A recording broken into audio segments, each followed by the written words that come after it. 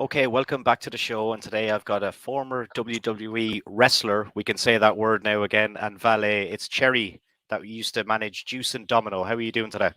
I'm fantastic. How are you doing? Doing good. Great to catch up with you. Thanks for coming on the show. Really appreciate your time today, firstly, anyway. Pleasure. My pleasure. Thank you for having me. No problem at all. So, look, we'll rewind probably like everyone does. How did you decide you want to get into this crazy world of professional wrestling initially?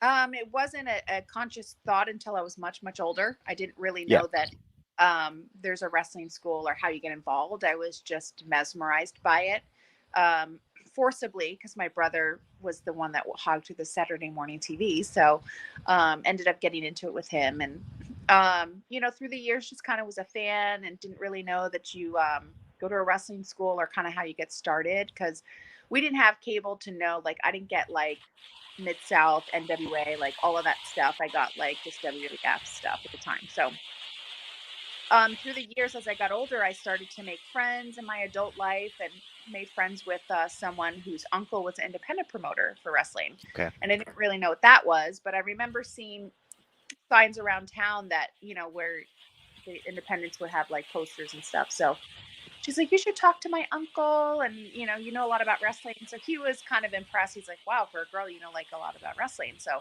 it kind of started there. And he invited me to go to a show and just see the show. And then after a while, when we talk wrestling talk, and he was like, well, why don't you come and be a ring girl? So then I just would go to the shows and take jackets. So it just really kind of morphed from there.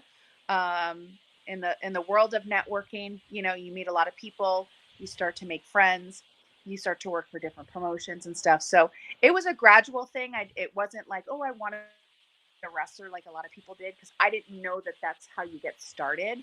I was just enamored with it, and luckily fell into something that I didn't even think was I was capable of doing. So that's kind of how it started for me.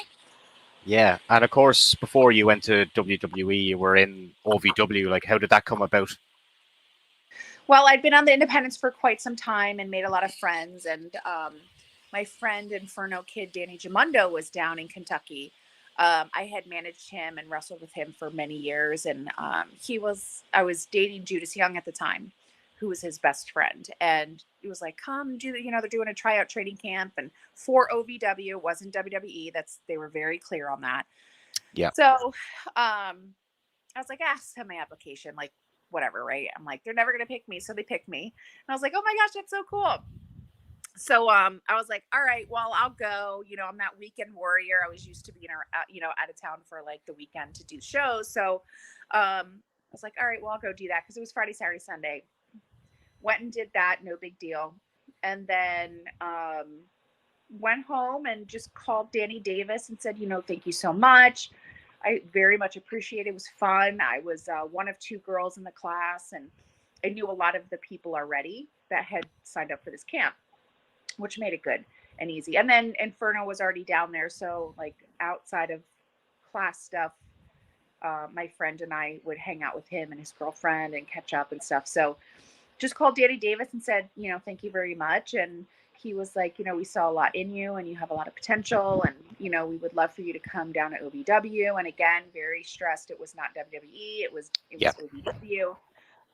And I was at a job that I loved, making great money, 401k, and something in my gut just said, try it. So I quit my job. I was living with Judas Young, and he had to stay back. So I moved to Kentucky. Luckily, Danny and his girlfriend, Inferno and his girlfriend, had an apartment across the hall from them. So that was comforting to know I had someone that close to me.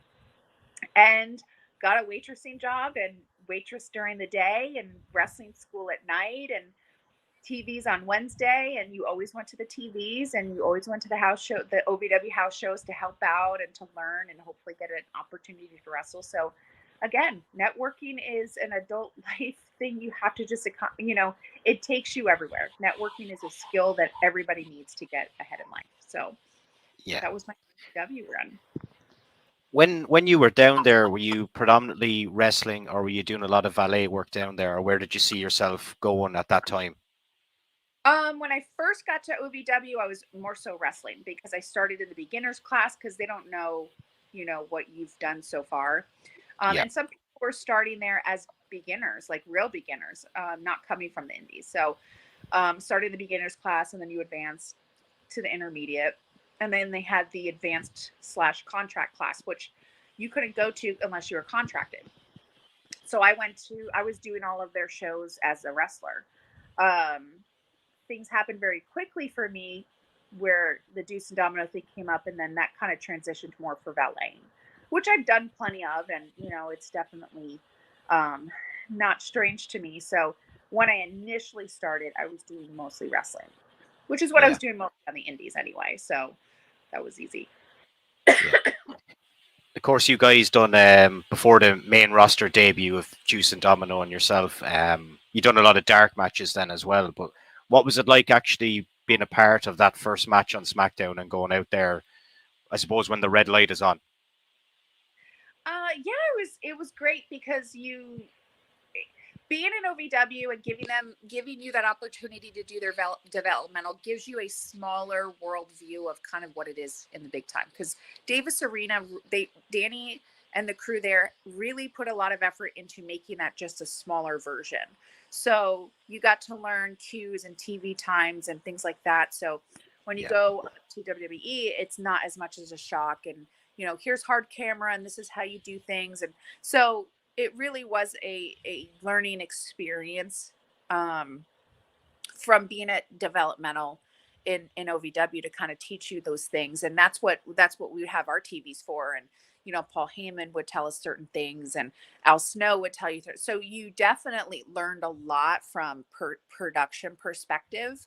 So when you go up to the TV, it's like you kind of better know, because they're on such a bigger scale. They have a lot more things to worry about that they can't walk you through some of those things. So it wasn't too bad. It was just exciting to be in an arena and be in places that you've been so used to watching, and now you're part of that. So those were always fun. When I got to go do Nassau Coliseum, because I'm from the Northeast, and do Madison Square Garden and all these places that I had gone to for any sporting event. So yeah, that was fun to see the other side of it.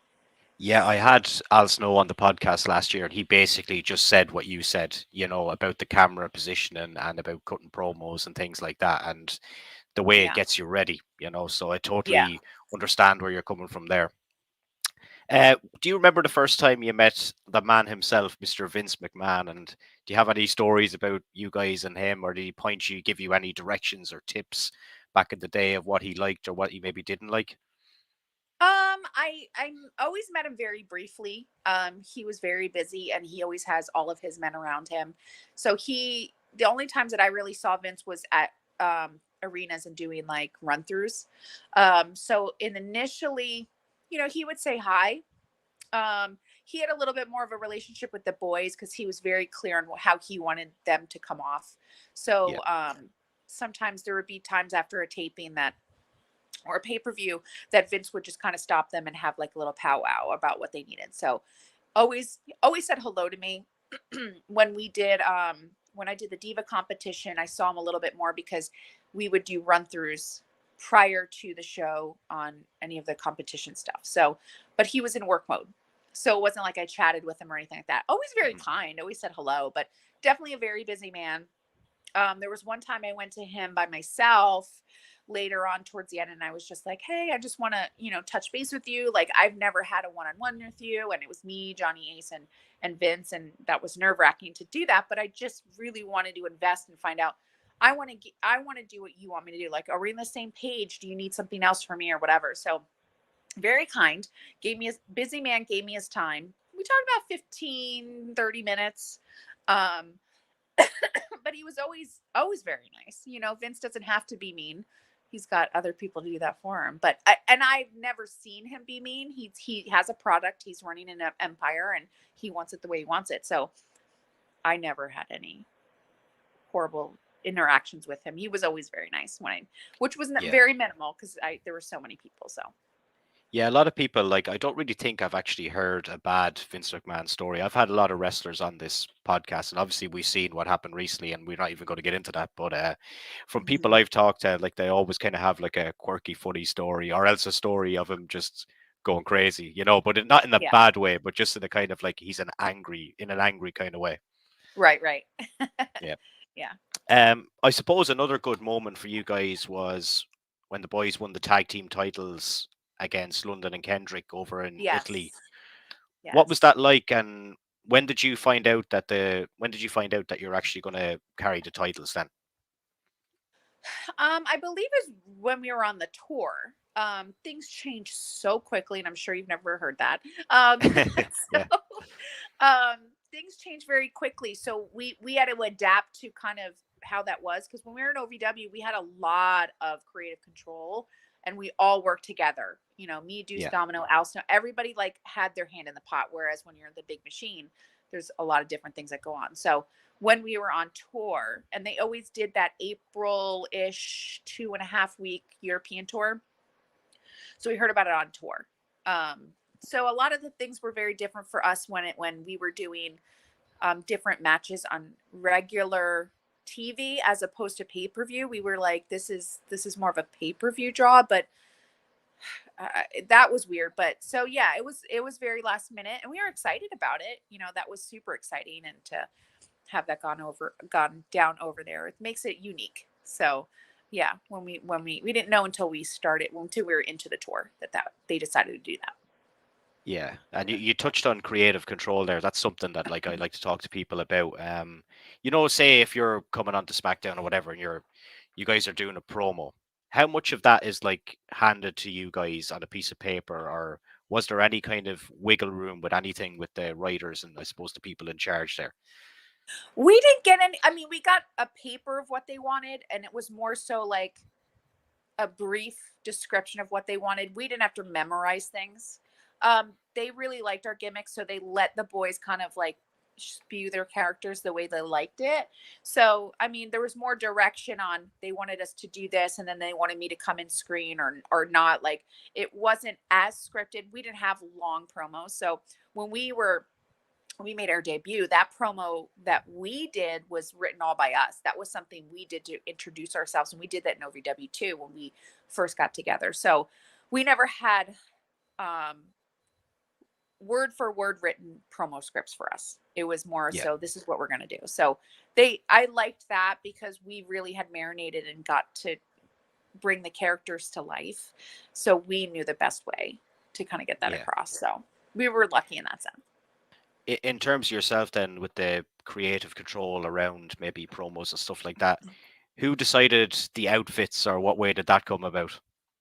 It was all us. And Okay, really? Yeah. yeah. So the boys did their thing, and they had come up with the gimmick initially. And, Domino was the one that wanted a girl. And neither one of them knew what they just wanted her on old school roller skates. They didn't know what she looked like. They didn't know what her name was. So it was all us. So I think the boys for greasers, I think it was a little bit easier for them to figure that out. I Yeah. kind of had come up with my own gimmick and character, and I kind of try to do like the poodle skirt take on it, and but definitely highlight the boys in a lot of my outfits because the dynamic was they were my world. My brother and my boyfriend were my world, so they were always incorporated for me, just to kind of keep true to the character, which was very important to us because we really loved the character and it was so unique, and it was we had so much fun with it. We had so much fun with it. It still resonates to people these days. Like you often see, like if you're scrolling on Twitter and stuff, Juice and Domino and yourself pops up on timelines. What do you think it is that people still have that, I don't suppose, love for the characters? I think just because they were unique and we didn't get to do as much as we wanted to do. I think people still yearn for what we were capable of. In OVW, we did so much. We had different, you know, moves in our arsenal, and we had different angles and different things that we were able to play with. And I never took the skate off in up on SmackDown, and they have the boys use that as a weapon, and or use Yeah. me as a weapon. In OVW, they used to pick me up and I used to, kick people with my skates and things like that. So I think there's always that yearning for people saw what we can do in OVW, but the main national world universe, WWE universe, didn't see any more of that. So I know we yearned for it. I'm sure that's what people wanted to see, more of that. Because it doesn't take a genius to figure out that there's more dynamic and more entertainment that we can bring. Let us be together and wait for a very long time. Let us really marinate and get our characters out there before they separate me. I just think the separation was so soon, and we It had so much didn't. more to Yeah, give. Yeah. yeah. When you look back on it, it didn't do any favors for the guys either. Really, it didn't really. It wasn't the same. It didn't have the same effect or vibe really when you left. It just, yeah, we weren't pleased with that, but what are you gonna do? Yeah. So Whose yeah. idea was it to split you guys up at the time? Was it just a writing decision or? I think it evolved very quickly because the Diva competition came out, and they were, Michelle was our main flagship girl, right? Yeah, And she was feuding with Victoria, and there was only so much you could do, and they were doing great stuff, but they just had all these other girls, so they incorporated this Diva competition. And I don't know if the Diva competition was legit with the voting, but I always remember Elijah Burke pulled me aside and said, you know, and we knew each other from OBW. yeah, So it was great. And he just said, what do you think of this Diva competition? And I said, because I made it to second. And I said, listen, I was like, if the voting is legit, then I couldn't be happier that people voted me to second. If it's a total work, then the office wants me to be there to second. It's a win-win for me. I knew yeah, Michelle was winning. It was a win-win for me. Nobody, you would think based on that storyline that it would be a heel and a face girl going at it, but I really liked not only the opportunity for myself, but it ended up being girl, and then we were able to bring in Natty and just create that dynamic. And I never knew that was ultimately what was going to happen, was bringing Natty, but I had a great time, and I took it for what it was worth, and I was thrilled either way. So yeah, and I think that point when they realized whatever the decision was to move in that direction, I think they put a lot of faith in me, and thought that was just better at the time. No one ever said, hey, we're splitting you up and this is the way it's going to go and you're going to go in the Diva top. No, because they try to pull us back together so that Maurice could get her storyline with the boys and kind of branch off. yeah, And it was very brief, but it was never like we're splitting you guys. It just kind of happened where they threw me into the Diva competition to just add that extra girl. So there was never any yeah, notification of it. So yeah. It just yeah. it just happened. A lot of people always talk about WWE various locker rooms from different generations. How did you find the locker room that you were in, and was the Undertaker a big part of locker rooms, as people say, in terms of keeping people together and keeping the peace? Oh yeah. I mean, the girls in my locker room got along great. I think we're all sisters, and people had disagreements or whatever, but for the most part, I mean, we didn't have any. I didn't have any, disagreements mostly. And as far as the guys, I don't know. I mean, I know Taker was a locker room leader. To my knowledge, he didn't always dress in the main locker room at TVs. He always had kind of his own, and sometimes he wasn't Yeah, even there. But when he was there, like he was present. He would watch every match. He would be out there during the day, and he helped the girls a lot because him and Michelle were together. Um, so, and he was, oh, what a wonderful human being. Like, he would talk to me for hours if I wanted to or had the time. Like, it didn't matter who you were. Like, he took time out to talk to you and give you advice, and just, not necessarily talk wrestling, just talk every day. yeah, Um, so yeah, I mean, there were definitely leaders, but my girls' locker room, I mean, I was also shy, so I got along with everybody, but I also tried to stay out of the way. So I used to put my stuff in like the corner, and there were girls that were full on wrestling and there were main storylines, and I was just kind of like the valet, and then started to get involved. So I just was very respectful of who and was there. uh, of course, fellow Irishman Fit Finley probably would have been heavily involved with you guys as well. Oh, Fit's amazing.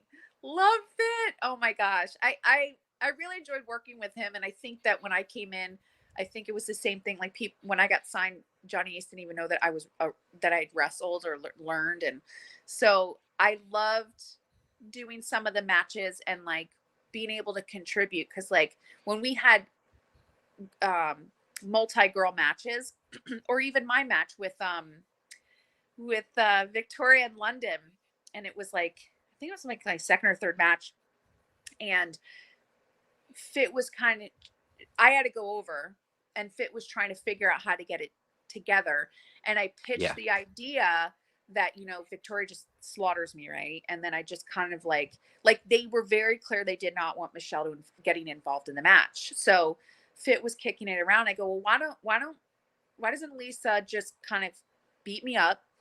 I roll over to Michelle and just like, I can't do this, like cry.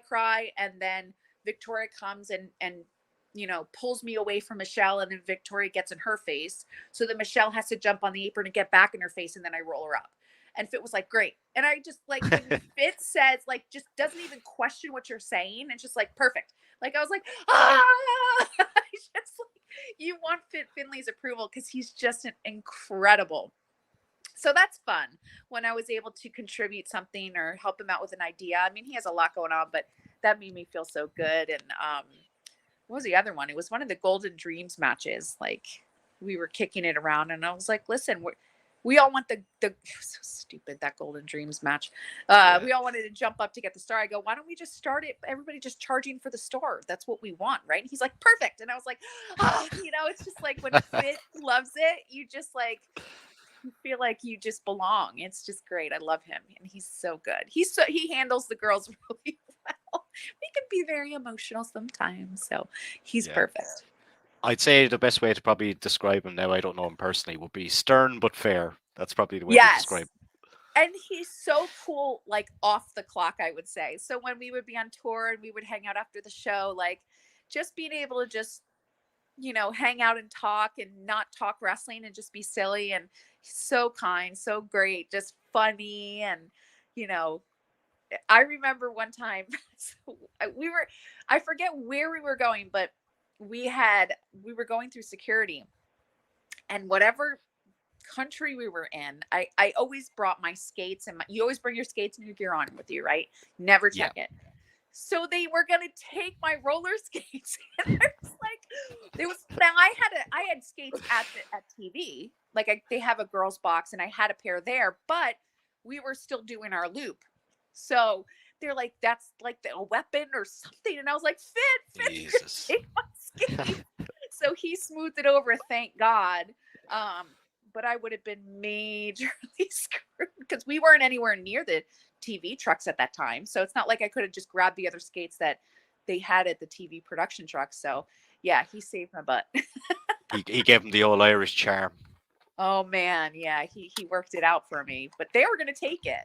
So, I mean, listen, those skates are a lug of bricks in my bag. I would rather not track them around, but it was my gimmick. I mean, they were heavy, so I get it.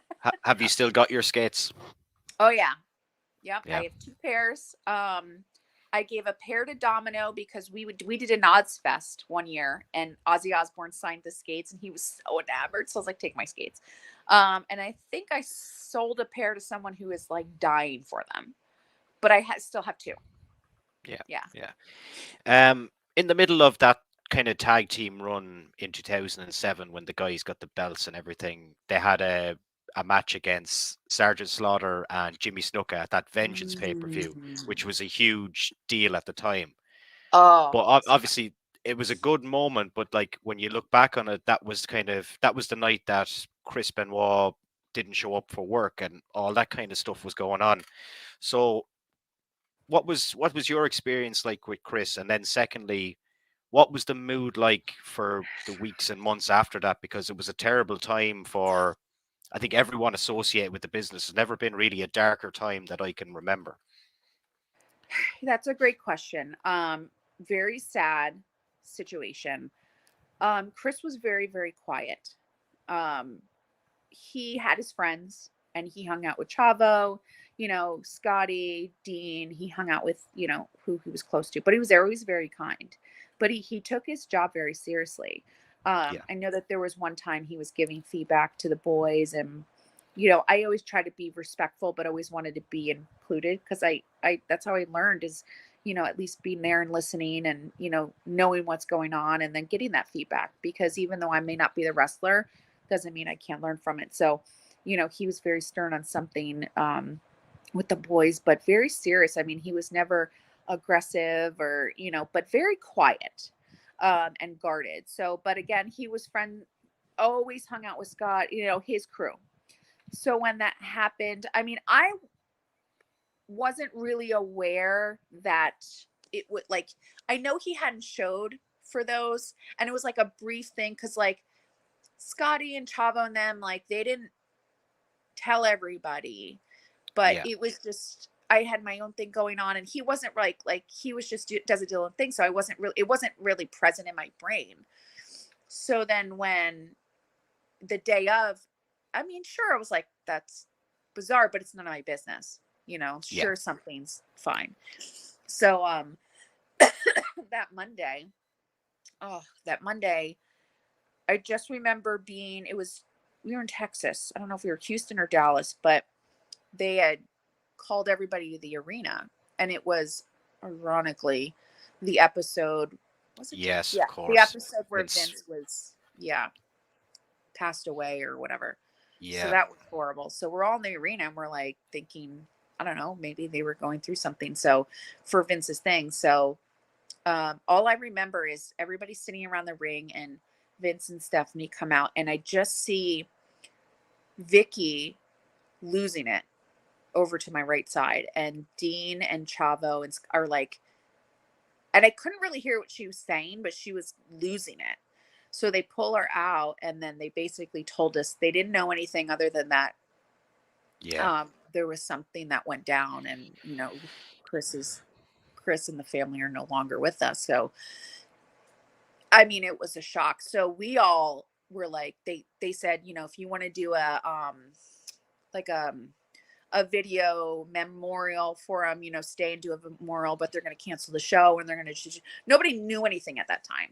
Yeah. Fair enough. Nobody knew anything. And we all just thought this was one of our comrades. This was one of our family members, and we don't know anything. So it was me, Domino, Maurice, I think Ms. Hornswoggle. We went back to the hotel and was watching the news just to get anything. So it was either you could stay, do the show, hang out, you could move on to the next town. Because then Smackdown was Tuesdays, so we would move on to Smackdown. And we were just all clamoring, what happened? So it was shocking to say the least. Yeah. Shocking to say the least. So it's sad. It's, we'll never know. I just hate that it happened. I hate that all three of them are not here. He created a legacy for himself. What happened in his head that would even, it's just a horrible, horrible situation. So yeah, I mean, he was always very nice. He'd always say hello, but again, very private, with only his inner circle. And they always say that the Eddie passing really affected him. And Eddie was great too. I met Eddie a few times, so not up there, but when he was on the independents and stuff. So it's crazy and sad. Yeah. Really It took a sad. long time, I think, for the wrestling world to kind of, I don't know if they'll ever get over it, but kind of move on from it. It was massive in America. It was even made news over here at the time, and there was a lot of kind of, Sure. I guess, pressure on the company back then. But thankfully, nothing in that line has happened again, and hopefully never will. Right. Yeah. Yeah. But if we go on to something more positive, anyway, you were Yeah. Natalya's debut match, so we'll swing it right around full circle again.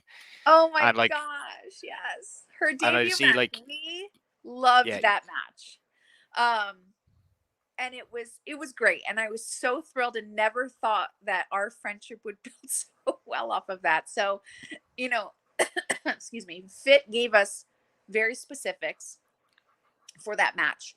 And Fit had always told me that Vince was very high on my facials. And I kind of learned that when I was little. I recognized facials, so I was very aware of my facials. And Vince never told me himself, but he had always told Fit they love my facials. So they had certain things they wanted to see me click when I had enough in that match. So match was amazing. I loved it. Went back through Gorilla and got a standing ovation. So it was thrilled. Fit hugged us, and it just felt really good because I was proud of my friend. I was so happy to be there with her. We accomplished what they asked us to do. We hit all the spots that they wanted us to hit, and Fit couldn't have been more thrilled, which it was just incredible. Yeah. So that was fun. That was a lot of fun. And it's crazy to think that she's still there to this day, like since then. I And know. like I'm like, girl, my back is still hurting me. Like, and she has her own ring, so she wrestles and works out on her own Wednesday nights, Tuesday and Wednesdays, depending on their schedule. So she's a beast. She just is like, I mean, I don't think anybody could do what she does, but it is truly, truly in her blood. She's incredible. yeah. I've got a question for you about Natalya, and I know my answer to this. Do you think that she's been underutilized for such a great wrestler that's been there so long? Like she hasn't really had a lot of, I suppose, gold around her waist as well, and a long title runs and things like that. I think Natalya's had a very successful career. I think that not necessarily underutilized. I think at sometimes they can underutilize her, but they need to tap into. They have no idea how well, I shouldn't say they have no idea. She's extremely talented. Yeah. The creative, the talent. She constantly invests in herself. Like every aspect of her position there, she has absolutely brought 1,000% to, whether it's public appearances, whether it's putting more time and investment into her character, into her gear, into her training, into her ideas. I don't think it's underutilized. I think they definitely have utilized her. I think there's times where she's not, for whatever reason, maybe they have a different storyline going on, but she's had a great career. I think that there's so much more that she can do, so much more that she can contribute. And, she has such a mind that they do lean on her because she is so good at it and has such a mind for it. So another thing that, she's invested in, just her longevity and her reliability and loyalty. And she is so creative. And sometimes I'm in awe, like just when we're hanging out, like the things that, watching on TV and going, that was an awesome spot. That was an awesome angle. So I do want to see her more doing stuff. And she has a lot more to give. Surprisingly, after all this time, she has so much more to give and is so much more to offer for entertainment. And people want to see that. So, I mean, it just happens in wrestling where, you get a run, it comes full circle and, you go back in again. I mean, there's a reason why she's a Guinness Book of World Records, because it's legit. It's a legit record. It's not made up or it's not like a storyline on TV. So, she's incredible. She's incredible human. I think she's one of the best technical female wrestlers that I've seen on that product for a very long time, and I'd like to see a lot more of her. I'm not like maybe I don't know if underutilized is the right word, but I want to see her at the top, for a long, long run. Yes. I'd love to see it. You can tell she's a heart. Right. She can carry the show. She can be that champ that you need in all aspects of that role. Some people, don't know what to do with that role. So she's absolutely someone who can really bring keep legitimacy with it. Cause I think they've been doing great with the champs they have, but she can offer great legitimacy to it and be super creative. So she's incredible. What about yourself then? What's current life like for you? What are you doing? You're totally out of the business now at the moment. Yeah. I am. I'm quiet. I'm private. I love my peace. I mean, it's funny because, sorry, my mom's okay. You're back. Sorry. Natty, TJ, and I are always like,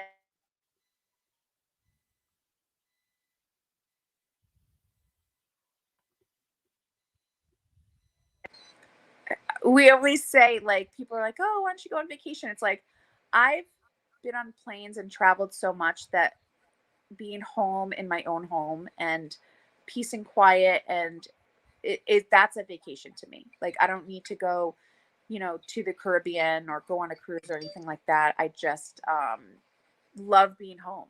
And we do spend a lot of time, at Natty's house, and she's a gorgeous house, and just having that quiet, peace and quiet home alone, no place to be, is watching my shows. I'm big into ghost adventures and documentaries. So, just having that peace and quiet time is really, I do have I'm going to be at WrestleCade Thanksgiving weekend. So it's been a bit since I did an appearance, but I'll be there. But yeah, I haven't done many wrestling stuff. And I'll do appearances and virtuals like every now and again, but I'm very selective because I don't want to saturate the market either because everybody sees, somebody. So Barbie taught me that. Kelly will do a lot of these and get a lot of stuff. And she's like, oh, I was just there, because people ask, oh, do you have connection to this person, that person? They're like, oh, I was just kind of there. So, yeah, it's more private, definitely out of wrestling. I don't think at this point I can get back into the wrestling ring, but I would love a Royal Rumble appearance just for the fact of I never did it. They're doing the girls now, and There's our headline. There's our headline. Everybody loves a surprise appearance, we always pop for that. So, yeah. Yeah. So you're open to a Royal Rumble appearance. I know. That's so fun. Now that the girls got like their own match. Yeah. Well, look, what I'm going to do is I'll put all the links to your social media under this video, and anything else you want to say. You're on Cameo. You got a few 8x10s and stuff like that. So do you want to give a shout out to them? Yeah, so my photos have been going great. I'm so sad that I didn't think of that earlier, but yeah. So if anybody was looking for any signed 8x10s, you can contact me on Twitter, former Diva Cherry. I'm on Instagram as DDC Chick, and you can contact me both of those places for photos, which is great because I'm getting a lot of requests, and I'd love to be able to send that stuff out. I am on Cameo as well. And then, yeah, that's it. Am I on any others? No, that's it. But it's been great. So I just feel so bad I haven't offered signed photos, and it's going so well right now. So I'm like, whenever anybody wants anything, just contact me. I'll be happy to assist. Yep, and I'll put all the links underneath this video. Cherry, absolute pleasure to catch up with you today. Thanks so much. Thank you so much. I appreciate your time. It was great to talk to you. You too. Your mom can ring you now. I know. Yeah, I got to give her a call back. She's Mom. I'm in an interview.